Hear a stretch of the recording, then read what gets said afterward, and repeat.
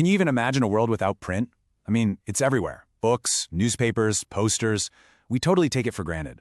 But before all this, its arrival in India wasn't just some new invention. No, it was a full-blown revolution that changed absolutely everything. So, how did India go from a culture of super rare handwritten texts to a world just buzzing with printed ideas? All right, let's get into it. Okay, so take a look. On one hand, you have this beautiful, handcrafted palm leaf manuscript. It's a one-of-a-kind piece of art. And on the other, you've got this colorful, mass-produced print, ready to be seen by thousands. The journey from one to the other? Well, that's the story of how knowledge, power, and even identity got a complete overhaul in India. We're going to break down that incredible transformation. So to really get the sheer scale of this revolution, we got to go back in time, back to the world before the printing press. Now, this was a time of incredible knowledge, don't get me wrong, but it was locked away in this exclusive world of manuscripts, accessible to only a tiny handful of people. I mean, just look at the artistry here. Wow! India had this amazingly rich tradition of handwritten texts in Sanskrit, Arabic, Persian, you name it. And these weren't just documents, they were treasures, complete with gorgeous calligraphy and detailed illustrations meant to last for generations. You know, the materials themselves tell a huge part of the story. This manuscript here was written on really delicate palm leaves and then bound in this cool accordion style. But as beautiful as they were also super fragile and crazy expensive to make. And that right there limited access to a very small, very elite circle.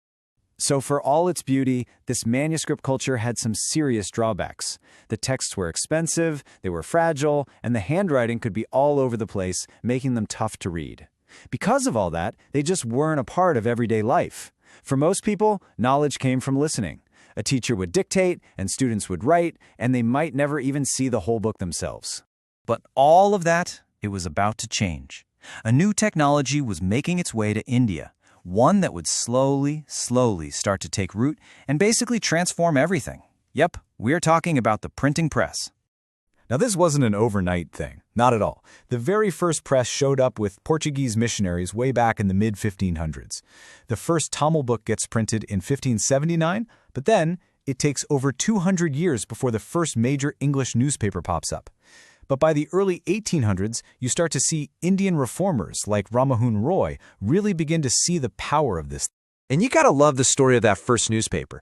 It was started by a guy named James Augustus Hicky, who said his paper was open to all but influenced by none.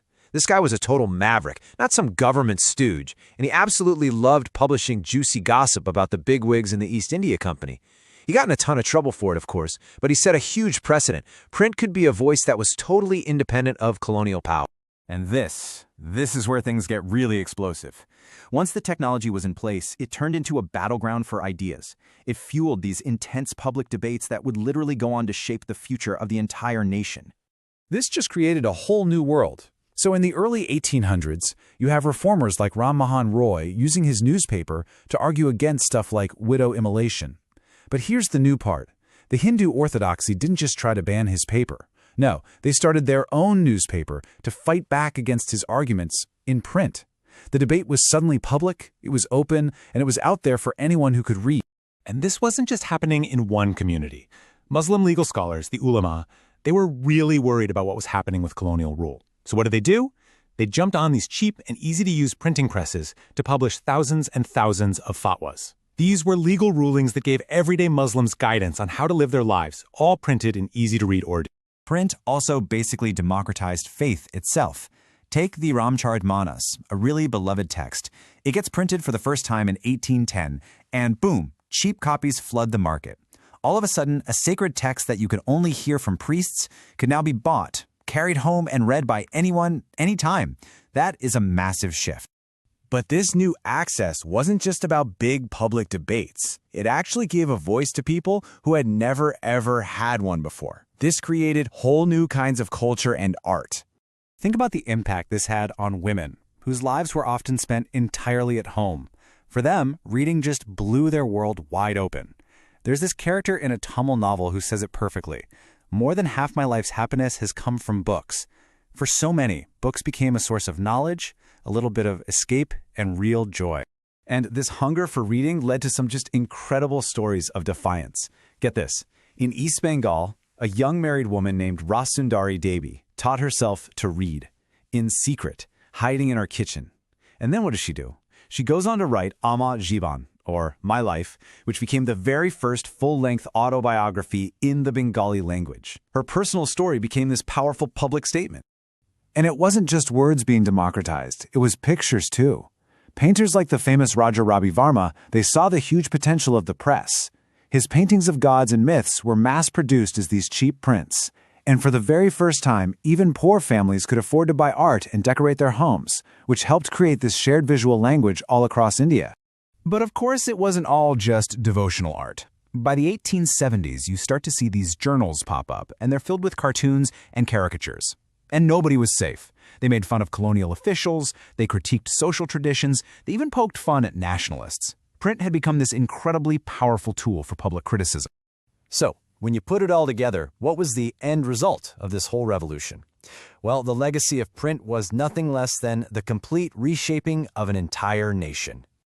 I mean, in the end, print did it all. It spread new ideas and kicked off huge public debates. Check.